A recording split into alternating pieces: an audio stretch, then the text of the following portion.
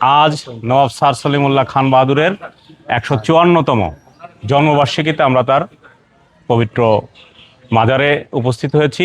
আমাদের মাঝে উপস্থিত আছেন বাংলাদেশ মুসলিম লীগের সম্মানিত মহাসচিব। আমরা কবর জিয়ারত শেষে সম্মানিত মহাসচিবের কাছে কয়েকটা বিষয় জানতে চাইব। দেখতে পাচ্ছেন যে এই কবরস্থানের যে পরিবেশ সামান্য বৃষ্টিতে একেবারে জলবদ্ধ হয়ে গেছে।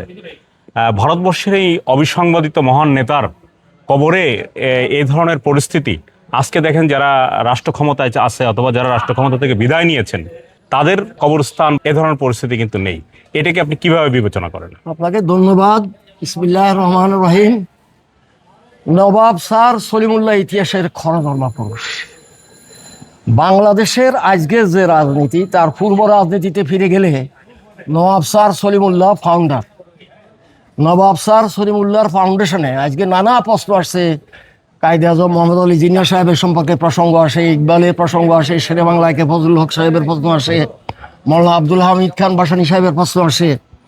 সত্যিকার অর্থে যদি আপনাদেরকে আমরা বলতে চাই, টোটাল ভারতবর্ষের জনগোষ্ঠীর মুক্তির জন্য, সার্বভৌমত্বের জন্য, মুসলিম জাতিসত্তাকে পুনর্বাসিত করার জন্য নবাব স্যার সলিমুল্লাহ যে ফাউন্ডেশন তৈরি করে দিয়েছিল, সেই ফাউন্ডেশনের অভ্যন্তরে সব নেতারাই লেসন নিয়ে পুরো ভারতবর্ষের মুসলমানদেরকে মুক্তির দিশারি বা পথ দেখিয়ে দিয়েছে।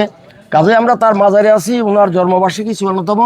আমরা ওনার বিদেহিয়াতার মাগফিরাত কামনা করে দোয়া করেছি, মুনাজাত করেছি। সবসময় আমরা দোয়া করি।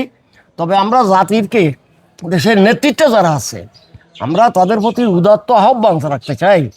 মুসলিম লীগের পক্ষ থেকে এই আহ্বান কিছু রাখতে চাই যে নবাব সলিমুল্লাহকে বাদ দিলে কোনো ইতিহাস বাংলাদেশের হবে না। যে সকল ইতিহাস নবাব সলিমুল্লাহকে বাদ দিয়ে করার চেষ্টা করা হয়েছে, সাম্প্রতিককালে সকল ইতিহাসের রাস্তা করে চলে গেছে। এবং জনগোষ্ঠী, আমাদের জনগণ আজকে দেশের সার্বিক অবস্থা, ভারতবর্ষের অবস্থা, বিশ্ব রাজনীতি সব কিছুতে আমাদের জনগোষ্ঠী সচেতন।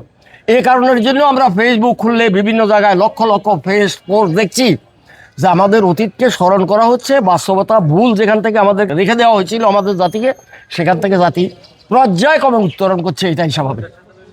দেখুন, আজকে তো দেখতে পাচ্ছেন যে হিন্দুস্তান আমাদের পার্শ্ববর্তী, আমাদের যে ৪,০০০ কিলোমিটার সীমানা আছে, পুরো সীমানাই অস্থির করে দিয়েছে।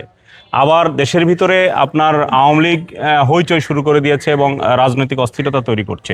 এই পরিস্থিতিতে জাতির জন্য আপনি কি বলবেন নবাব স্যার সলিমুল্লাহর আদর্শিক কর্মী হিসাবে? আপনি প্রতি বছর বিপ্লব হয় না, প্রতি বছর কোনো হইচইতে কাজ হয় না। আওয়ামী লীগ একটি রাজনৈতিক দল, নিষিদ্ধ করা আছে। যারা সরকার চালায় এটা তারা ভালো ব্যাখ্যা দেবে।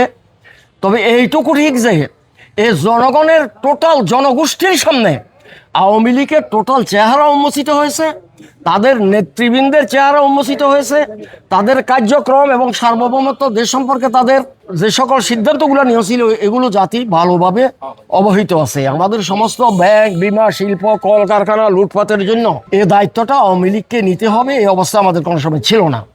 তারপরেও তারা তাদের চেষ্টা তারা করবে, যারা রাষ্ট্র ক্ষমতা আছে তারা তাদেরকে মোকাবিলা করবে, বুঝবে, এটা তাদের ব্যাপার। কিন্তু একটা কথা পরিষ্কার করে যদি আপনাকে আমি বলি যে আমাদের জাতিকে ইতিহাস ভুলিয়ে দেওয়া, যাহা হয়েছিল সেখান থেকে জাতি রিকভারি করতে পারছে, জাতি তাদের সঠিক অবস্থানে ফিরে যাচ্ছে, এটা আমরা বিশ্বাস করি ইনশাআল্লাহ। ধন্যবাদ আপনাকে।